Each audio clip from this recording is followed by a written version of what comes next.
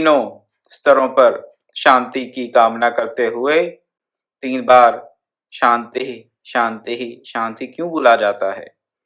हम आध्यात्मिक, आदि भौतिक और आदि दैविक स्तर पर शांति की कामना करते हैं, क्योंकि तीनों स्तरों पर शांति होगी तभी हमारा जीवन शांतिपूर्ण और सुचारू ढंग से चल पाएगा। और जब तक जीवन अपना शांतिपूर्ण नहीं है, सुचारू ढंग से नहीं चल रहा है, तो हम भक्ति की बात तो कर सकते हैं, लेकिन भक्ति के तत्व को नहीं समझ सकते, भक्ति को अपने जीवन में धारण नहीं कर सकते। तो सर्वत्र शांति की अभिलाषा, कामना, प्रार्थना करते हुए आपके समक्ष एक बार फिर मैं भक्तमाल कथा के माध्यम से भक्ति के रस को आप तक पहुंचाने का प्रयास कर रहा हूं। भक्तिमती शबरी को भगवान श्री राम नवधा भक्ति का, 9 प्रकार की भक्ति का उपदेश दे रहे हैं। और क्या कह रहे हैं? कहते हैं प्रथम भक्ति संतन कर संगा। इस पर कुछ चर्चा हमने की कुछ एक दिनों में।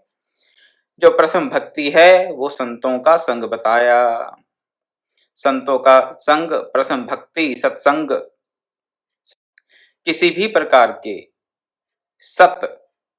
सत्पुरुष हो, सदशास्त्र हो, जहां भी सत्य हो उसका संग यहां मिले, उसको हम अपने जीवन में धारण करें। जो सत्पुरुष हैं, जो इष्ट देव हैं, उनके विग्रह, उनके चित्र और सत्य को चिन्हित करने वाले जितने भी हमारे धर्म चिन्ह हैं, उन सबका अवलंब, उन सबका संग सत्संग है। तो प्रथम भक्ति संतन कर संगा। आज थोड़ी चर्चा इस बात पे करेंगे कि कैसे पता चले कि हमें सत्संग प्राप्त हुआ है या नहीं। क्या लक्षण है सत्संग प्राप्त होने के? कई बार हमें लगता है कि हमने सत्संग कर लिया, हमें सत्संग प्राप्त हुआ और हमारा मन भी भाव विभोर हो जाता है। हाँ हाँ हाँ हाँ, बड़ा अच्छा सत्संग हुआ। लेकिन कैसे पता चले? क्या कसौटी है, क्या क्राइटेरिया है ये पता करने के लिए कि हमें सत्संग प्राप्त हुआ या नहीं हुआ? सत्संग प्राप्त होने के पश्चात क्या परिवर्तन आना चाहिए? क्या लक्षण सामने आने चाहिए जिससे कि हमें पता चल जाए कि सत्संग प्राप्त हुआ? तुलसीदास जी मानस में कहते हैं, सरदा तप निसी ससी अपहरही, संत दरस जिमी पातक टरई। जब संतों का दर्शन प्राप्त होता है तो महान महान पातक, पातक कहते हैं बड़े बड़े पाप। जो पाप हैं वो छोटी कैटेगरी के, निम्न श्रेणी के, छोटी श्रेणी के, जो हम कुत्सित कर्म कर देते हैं, उनके जो फल हैं उनको पाप कह देते हैं। लेकिन जो हम ग्रैंड स्केल पे पाप करते हैं, बड़े बड़े पापों को पातक कहा जाता है। तो तुलसीदास जी यहाँ कह रहे हैं, जिस प्रकार शरद ऋतु की धूप, शरदा तप निसी ससी अपहरही, जो शरद ऋतु की धूप है उसको हर लेता है कौन? उसका जो ताप है, उसकी जो जलन है, शरद ऋतु की धूप, उसको कौन हर लेता है? रात को शरद का चंद्रमा हर लेता है।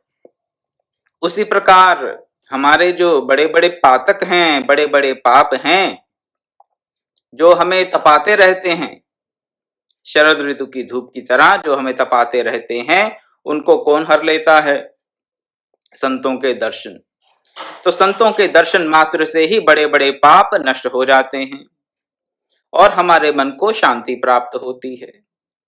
तो सबसे पहला लक्षण तो ये है कि संतों के दर्शन से हमारे मन को शांति प्राप्त होती है। लेकिन कई बार हम मनोरंजन को शांति मान लेते हैं। थोड़ा सा डिस्ट्रैक्शन जो होती है हमारी अपने दुखों से, उसको हम मन की शांति मान लेते हैं। तो यहाँ पर थोड़ा सा कंफ्यूजन हो सकता है, व्यक्ति को भ्रम हो सकता है कि देखिए सत्संग मनोरंजन का साधन नहीं है, सत्संग है मनोनिग्रह का साधन। मनोनिग्रह का साधन है, मनोरंजन का नहीं। और इसीलिए लोगों की सत्संग में रुचि नहीं होती। सत्संग में रुचि क्यों नहीं होती? संत बताते हैं, गुरुदेव बताते हैं कि जो लोग विषयों की कामना लिए रहते हैं उनको सत्संग नहीं भाता। सत्संग में रुचि तब तक नहीं हो सकती पूर्ण रूप से जब तक विषयों की कामना बनी हुई है। और सत्संग में किसी प्रकार का विषय नहीं है, जो सही में सत्संग है उसमें किसी प्रकार का विषय नहीं है, उसमें किसी प्रकार का मनोरंजन नहीं है। इसलिए विषय व्यक्ति सत्संग में नहीं जा पाते, रुचि ही नहीं होती। तो सतत विषयों को खोजने वाला व्यक्ति सत्संग को जाता ही नहीं। अगर चला गया तो वहां भी हो सकता है मनोरंजन को ही ढूंढे। मनोरंजन ना मिलने पर हताश होकर वहां से लोग लौट आते हैं, कहते हैं नहीं वहां कुछ नहीं था, हम गए लेकिन कोई प्राप्ति हुई नहीं। क्या प्राप्ति नहीं हुई?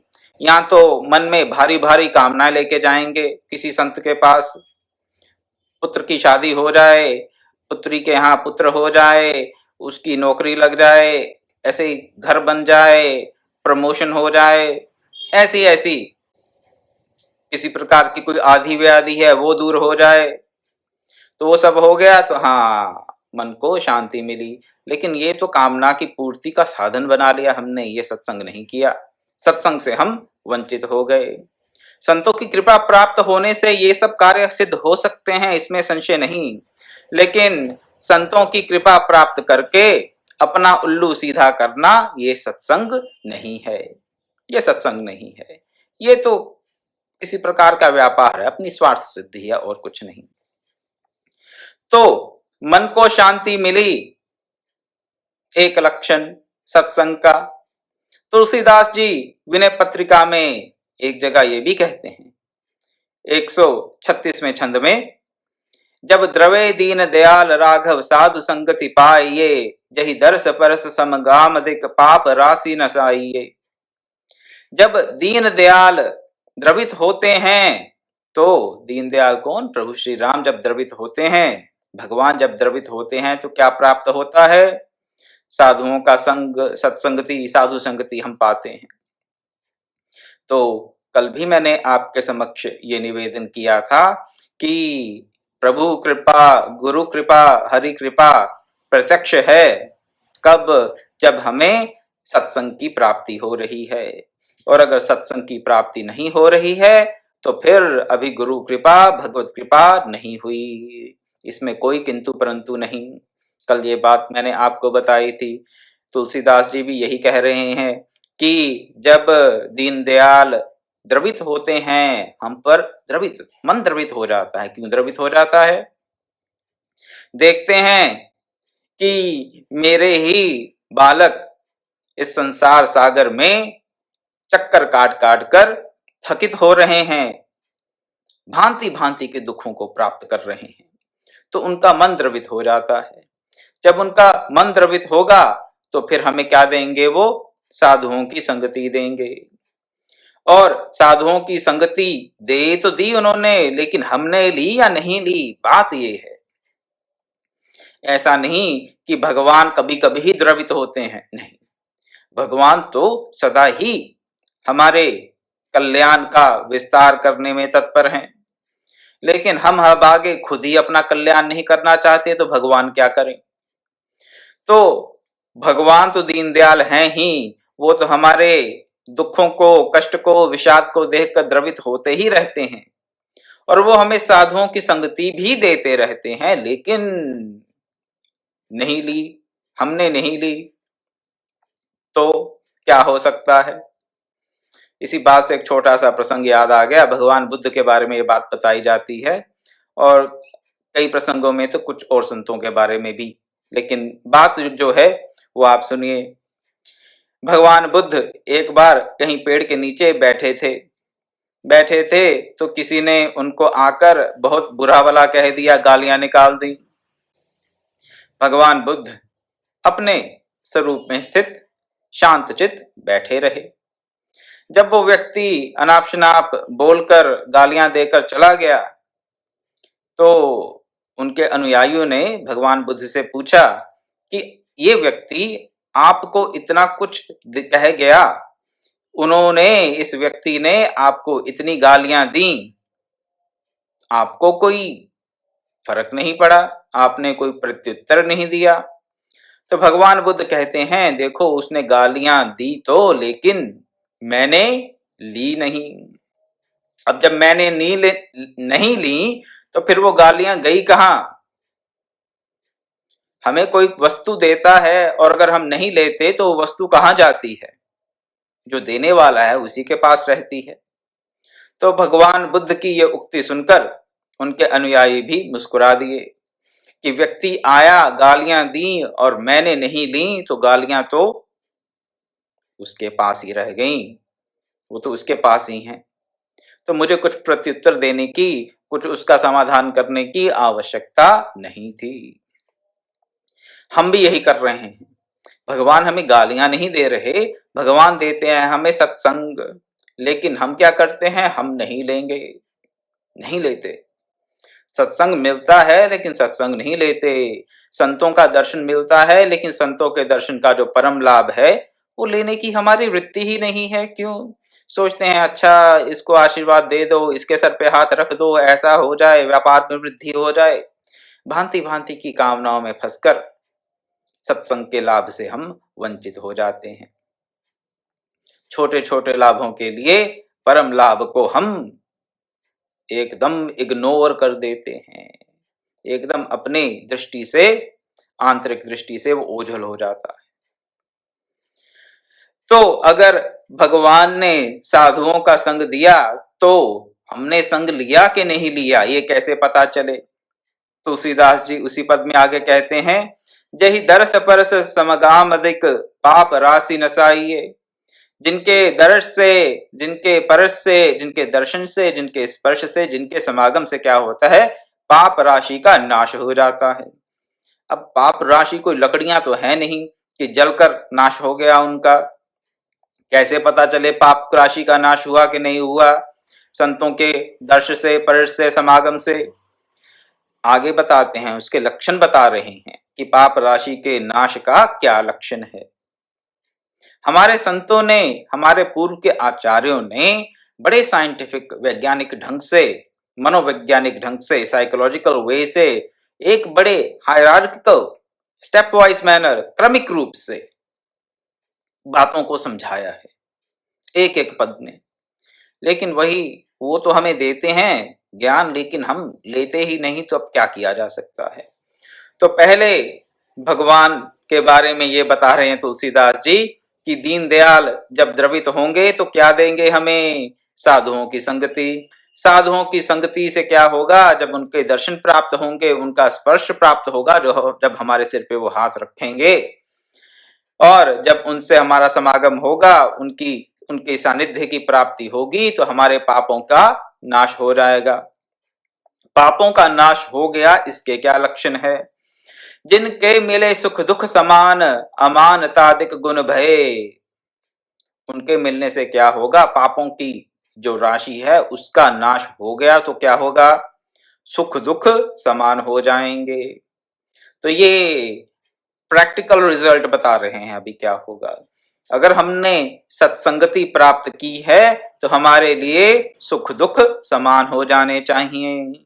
अगर हमारे लिए सुख दुख समान नहीं हुए तो अभी हमें पूर्ण रूप से सत्संग प्राप्त नहीं हुआ। पहला लक्षण, पहला क्राइटेरिया कि हमें सत्संग प्राप्त हुआ न, प्रैक्टिकल क्राइटेरिया बता रहे हैं यहाँ पे, जो विजिबल रिजल्ट्स जिसे कहते हैं हम, प्रत्यक्ष जो उसके परिणाम हैं वो आपको बता रहे हैं यहाँ पर। अगर हमें साधुओं का संग, सत्संग सही में प्राप्त हुआ तो जो सुख दुख हैं वो समान हो जाने चाहिए। अमानतादिक गुण भय। हमारे में कौन से गुण आ जाने चाहिए? अमानता, मानना चाहें, मानना चाहें। ज्ञान मान जहां एको नाही। ज्ञान का भी लक्षण यही है। सत्संग से विवेक की प्राप्ति होती है, ये चर्चा कल की। तो वे विवेक ख्याति की प्राप्ति हुई, अगर उस विशुद्ध ज्ञान की प्राप्ति हुई, विशुद्ध बुद्धि की प्राप्ति हुई, तो उसके यही लक्षण हैं। यहां विनय पत्रिका में पढ़ लीजिए या भगवत गीता में पढ़ लीजिए। सम दुख सुख कह देते हैं भगवान वहां पर। तो क्या हो रहा है? सुख दुख में समान हो जाएंगे हम, सत्संग का लक्षण। और हम मान को चाहने वाले नहीं होंगे। निर्माण मोहा जित संग दोषा, 15वें अध्याय में कहा भगवान ने गीता में। तो जब अमानिता आ जाएगी, हमें मान नहीं चाहेंगे, सुख दुख समान हो जाएंगे। और मद मोह लोभ विषाद क्रोध सुबोध तह सहज ही गए। तो ये जो अब अपने अंतर के जितने भी दुर्गुण हैं उनका नाश हो जाएगा, काम क्रोध लोभ आदि का। तो मान लीजिए कि सत्संग की प्राप्ति हुई। अन्यथा सत्संग के नाम पर हो सकता है किसी मनोरंजन की प्राप्ति हो गई होगी।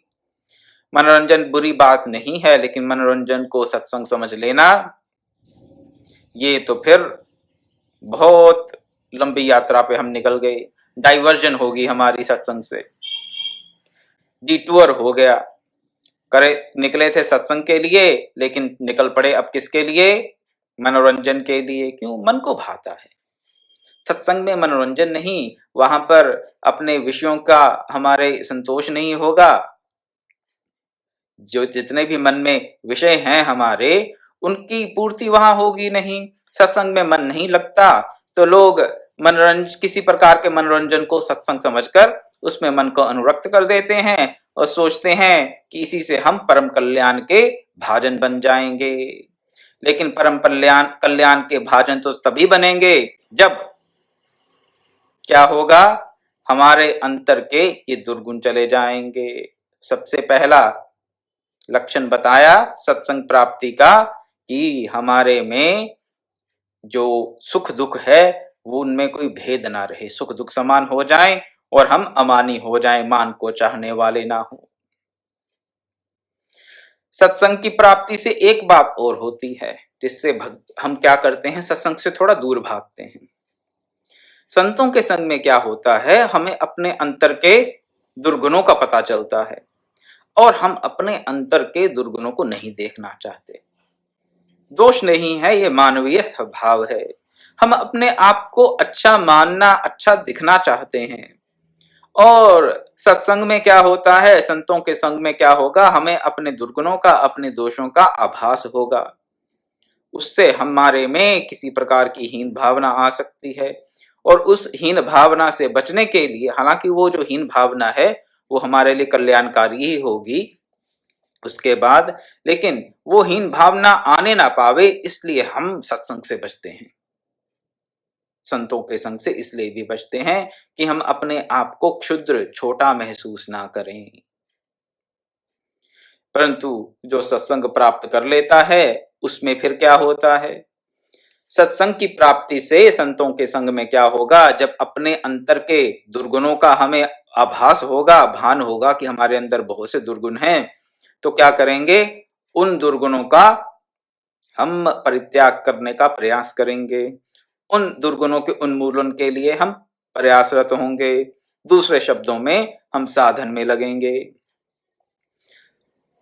पहले पहल क्या होता है? व्यक्ति अपने बल से, अपने पुरुषार्थ से अपने दुर्गुणों का सर्वनाश करना चाहता है कि हाँ, मेरे में जितने दुर्गुण हैं मैं इनका नाश कर दूंगा। अहम भाव से जब लगता है व्यक्ति तो बात नहीं बनती। फिर व्यक्ति जब हार जाता है अपना प्रयास करते करते, तो क्या होता है? फिर आती है दूसरी प्रकार की भक्ति। अब दूसरी प्रकार की भक्ति क्या बताते हैं? प्रथम भक्ति संतन कर संगा, दूसरी रति मम कथा प्रसंगा। जब व्यक्ति हार जाता है, अपने दुर्गुणों को नहीं दूर कर पाता, तो फिर उसकी रति होती है किसमें? भगवान की कथा में, भगवान के प्रसंगों में। भगवान की कथा में फिर इंटरेस्ट बनता है, रुचि होती है। उस रुचि से, उस कथा को श्रवण करने से, श्रद्धापूर्वक श्रवण करने से उसमें फिर वो जो दुर्गुण है उनका धीरे धीरे नाश होता है और उनमें जो हीन भावना आ जाती है उसका भी भगवान फिर धीरे धीरे उन्मूलन करते हैं। वो कैसे करते हैं वो कल बताएंगे, आज समय हो गया है। ओम पूर्णमदः पूर्णमिदं पूर्णात् पूर्णमुदच्यते पूर्णस्य पूर्णमादाय पूर्णमेवावशिष्यते। ओम शांति शांति शांति। हरि ओम तत्सत्।